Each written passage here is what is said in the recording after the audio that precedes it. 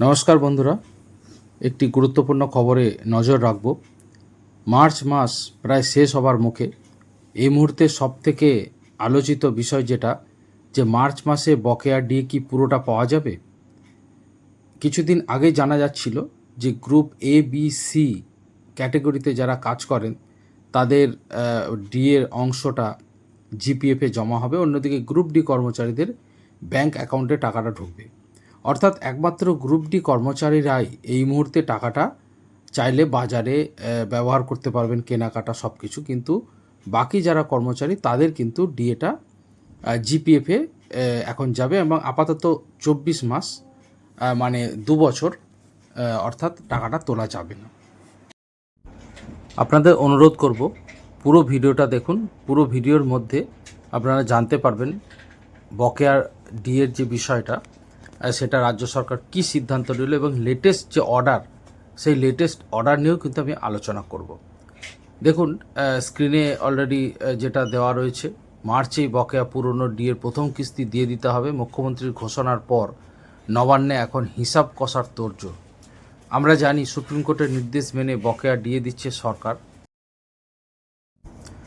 বকেয়া ডিএ মেটানোর বিজ্ঞপ্তি জারির পর অর্থ দপ্তর সূত্রে জানা গিয়েছে, প্রথম ধাপে 2016 সালের জানুয়ারি থেকে 2019 সালের ডিসেম্বর পর্যন্ত জমে থাকা বকেয়া ডিএ মেটানো হবে, এবং রাজ্য সরকারের মহার্ঘ ভাতা কার্যকর করার পদক্ষেপের জন্য অপেক্ষা করছেন সরকারি কর্মীরা। বলা যায় অধীর আগ্রহে অপেক্ষা করছেন তারা। এর আগে নির্বাচন কমিশন ভোট ঘোষণার আগে, জাস্ট কয়েক ঘন্টা আগে, ভোট ঘোষণার বলা যায় আধ ঘন্টা আগে, মুখ্যমন্ত্রী মমতা বন্দ্যোপাধ্যায়ের ডিএ নিয়ে ঘোষণার পর সেই অপেক্ষার প্রহর গণনা আরও সুদৃঢ় হয়েছে। চলতি মার্চ মাস থেকেই ডিএ প্রদান শুরু করতে চায় রাজ্য সরকার। ইতিমধ্যে মুখ্যমন্ত্রী সেটা জানিয়েওছেন, এবং এ সংক্রান্ত সরকারি বিজ্ঞপ্তি জারি হয়েছে। ফলে নবান্নে শুরু হয়েছে জোর কদমে হিসাব নিকাশ। কার প্রাপ্য কত তা নির্ধারণে ব্যস্ত অর্থ দপ্তরের আধিকারিকরা। আমরা জানি ডিএর এই যে হিসাবটা, এটা সহজ নয়।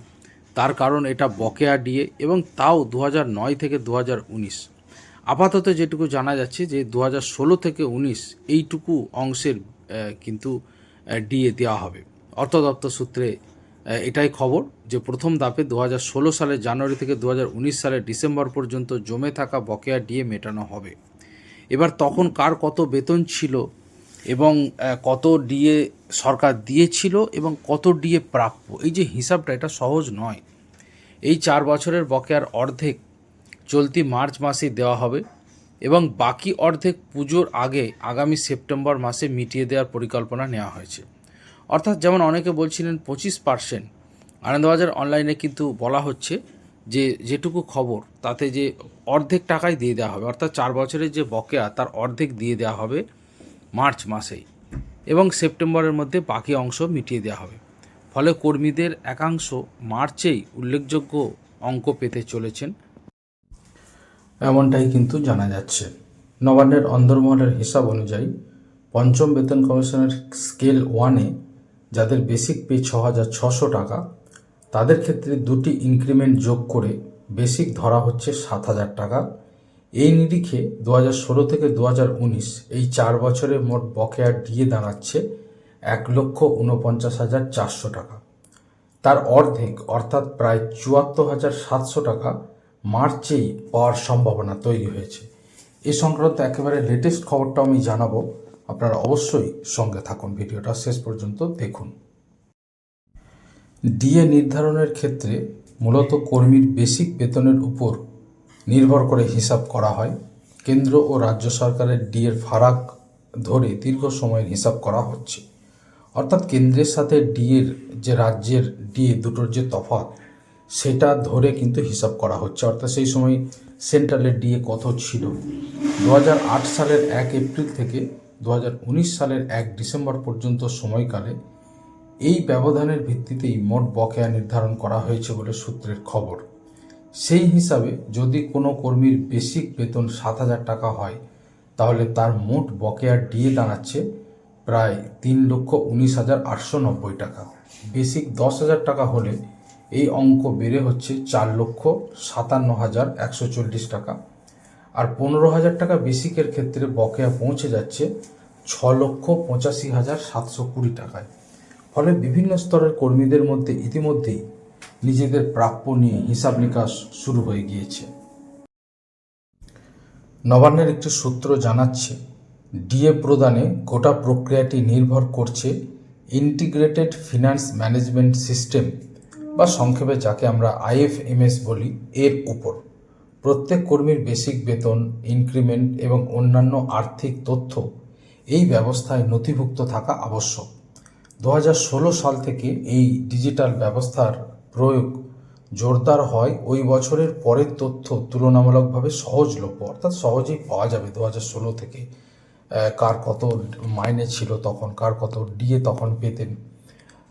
সেই কারণেই রাজ্য সরকার 2016 থেকে 2019 পর্যন্ত বকেয়া মেটানোর উদ্যোগ নিয়েছে বলে সূত্রের খবর।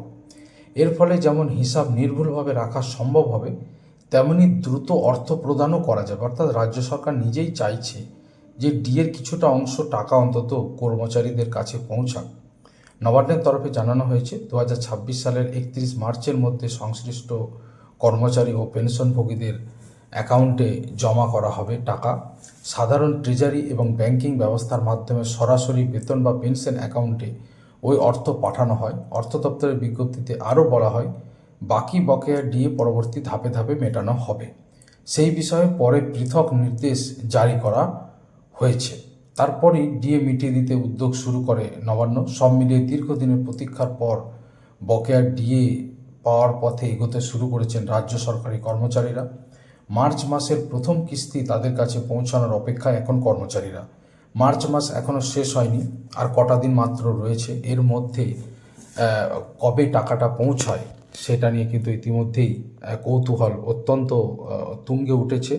এবং যেটুকু জানা যাচ্ছে যে গ্রুপ ডি কর্মচারীদের সরাসরি অ্যাকাউন্টে টাকাটা ঢুকবে এবং প্রথম হয়তো গ্রুপ ডি কর্মচারীদেরই বকেয়া ডিএ ক্রেডিট হবে এবং তারপরে জিপিএফ অ্যাকাউন্টে ABC গ্রুপের কর্মচারীদের কিন্তু টাকাটা তাদের জিপিএফ অ্যাকাউন্টে ঢুকবে। এটাতে অনেকে খুশি এমন নয়, কিন্তু আবার অনেকে বলছেন যে জিপিএফ অ্যাকাউন্ট হলেও টাকাটা তো তিনি 2 বছর বাদে তুলতে পারবেন।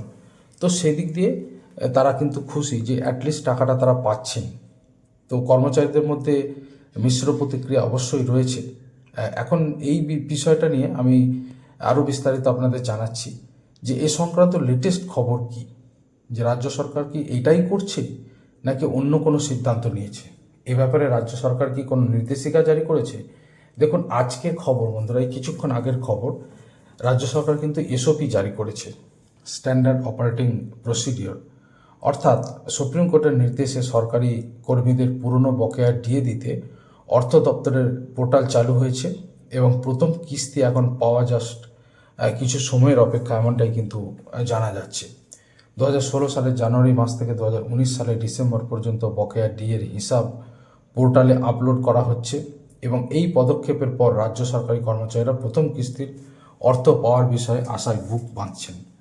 তার কারণ ইতিমধ্যেই অর্থ দপ্তরের যেটুকু জানা যাচ্ছে যে কর্মচারীরা কিন্তু কাজ শুরু করে দিয়েছেন এবং SOP যে জারি করা হয়েছে এবং সেই SOPতে পরিষ্কারভাবে নির্দেশিকা দিয়ে দেওয়া হয়েছে যে কিভাবে কর্মচারীদের ডিএ হিসাব হবে এবং কিভাবে এই বকেয়া মেটানো হবে। দেশের সর্বোচ্চ আদালতের নির্দেশে মর্গ ভাতা দিতে উদ্যোগী হয়েছে নবান্ন এবং সেই পদক্ষেপে চলতি সপ্তাহে একটি পোর্টাল চালু করেছে অর্থ দপ্তর, এমনটাই জানা যাচ্ছে। এবং সেই পোর্টালে সরকারি কর্মচারীরা নিজেদের পুরনো বকেয়া ডিএর হিসাব আপলোড করতে শুরু করেছেন বলে খবর। এক্ষেত্রে 2016 সালের জানুয়ারি মাস থেকে 2019 সালের ডিসেম্বর পর্যন্ত বকেয়া ডিএর হিসাব পোর্টালে আপলোড করা হচ্ছে। এই পদক্ষেপের পর রাজ্য সরকারি কর্মচারীরা প্রথম কিস্তি পাওয়ার বিষয়ে আশায় বুক বাঁধছেন যে খুব তাড়াতাড়ি তারা প্রথম কিস্তির টাকা পেতে চলেছেন। সরকারি কর্মচারী ছাড়াও ডিএ পাওয়ার কথা কিন্তু শিক্ষক, অশিক্ষক কর্মচারী, পঞ্চায়েত, পুরসভা, সরকার অনুমোদিত কর্মচারীদের।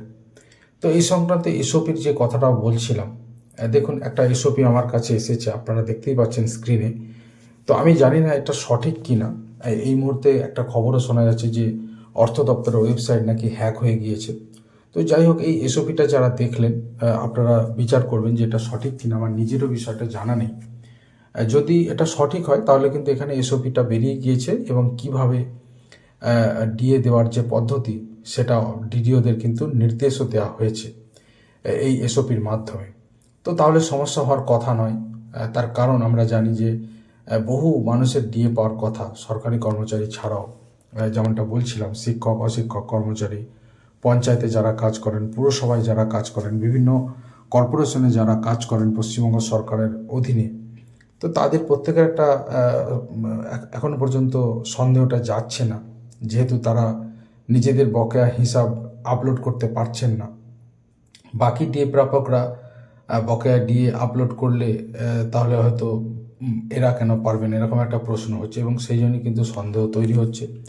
এবং দেখুন সিপিএমের রাজ্য সরকারি কর্মচারীদের সংগঠন কোঅর্ডিনেশন কমিটির নেতা বিশ্বজিৎ গুপ্ত চৌধুরীও এই বিষয়টির দিকে দৃষ্টি আকর্ষণ করে রাজ্যের অর্থ সচিব প্রভাত মিশ্রকে একটি চিঠি দিয়েছেন, এমনটাও কিন্তু আনন্দবাজার অনলাইনে জানানো হয়েছে।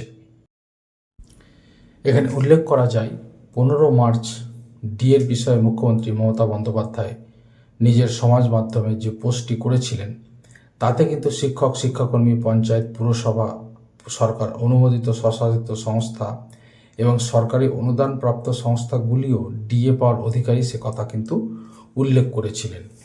তিনি জানিয়েছিলেন রাজ্য সরকারি কর্মচারী, পেনশনভোগী, শিক্ষক, শিক্ষিকা এবং বিভিন্ন অনুদানপ্রাপ্ত প্রতিষ্ঠানের কর্মীরা রোপা 2009 অনুযায়ী বকেয়া ডিএ মার্চ 2026 থেকে দেওয়া শুরু হবে এবং তারা কর্মচারীরা ডিএ পাবেন, এমনটা কিন্তু মুখ্যমন্ত্রী তার এক্স হ্যান্ডেলে পোস্ট করেছিলেন জাস্ট নির্বাচন ঘোষণার প্রায় আধ ঘন্টা আগে। এবং যেহেতু আমরা জানি নির্বাচন যখন ঘোষণা হয়, সাংবাদিক সম্মেলনটা যখন শুরু হয় তখন থেকে কিন্তু এমসিসিটা লাগু হয়। তো আমরা দেখেছিলাম বিকেল 4টে থেকে সাংবাদিক সম্মেলনটা বসেছিল। তো তার আগে মুখ্যমন্ত্রী আধ ঘন্টা আগে কিন্তু এই ঘোষণা এক্স হ্যান্ডেলে করে দিয়েছিলেন। এর ফলে নির্বাচনী আচরণবিধি কিন্তু এতে খাটেনি। তো এবং মার্চ মাসেই বকেয়া ডিএ পাওয়ার সম্ভাবনা। এবং এই ব্যাপারে তৃণমূল সমর্থিত সরকারি কর্মচারী ফেডারেশনের আহ্বায়ক প্রতাপ নায়ক বলেছেন, আমরা বরাবর মুখ্যমন্ত্রী মমতা বন্দ্যোপাধ্যায়ের উপর আস্থাশীল। তিনি যে সরকারি কর্মচারী দরদি তা বহুবার প্রমাণ দিয়েছেন। এক্ষেত্রে পোর্টাল চালু করে ডিএ দেওয়ার প্রয়াস শুরু হয়েছে।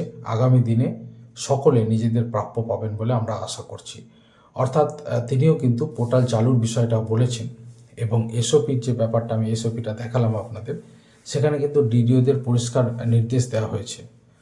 তো যাই হোক, মোটামুটি বিরাট কিছু গণ্ডগোল না হলে মার্চে কিন্তু বকেয়া ডিএ যে কর্মচারীরা পেতে চলেছেন, অন্তত সরকারি কর্মচারীরা, এ নিয়ে কিন্তু কোনো সন্দেহ নেই। তবে অবশ্যই একটা বিষয় কিন্তু এখনও ধোঁয়াশা থেকে যাচ্ছে, আন্ডারটেকিং, কর্পোরেশন, পঞ্চায়েত, পুরসভার ক্ষেত্রে বা স্কুলের শিক্ষক, অশিক্ষক কর্মচারীদের ক্ষেত্রে মার্চেই যে তারা বিষয়টা পাবেন এটা কিন্তু এখনও এই মুহূর্তে পরিষ্কার নয়। আগামী কয়েকদিনের মধ্যেই হয়তো এই বিষয়টা পরিষ্কার হয়ে যাবে। 31শে মার্চ, তো এখনও হাতে বেশ কটা দিন সময় রয়েছে। এর মধ্যে যদি আরও ডিটেলস কোনো খবর পাই আমি অবশ্যই আপনাদের জানাবো। অবশ্যই আপনারা চ্যানেলটা সাবস্ক্রাইব যারা এখনও করেননি করে নিন।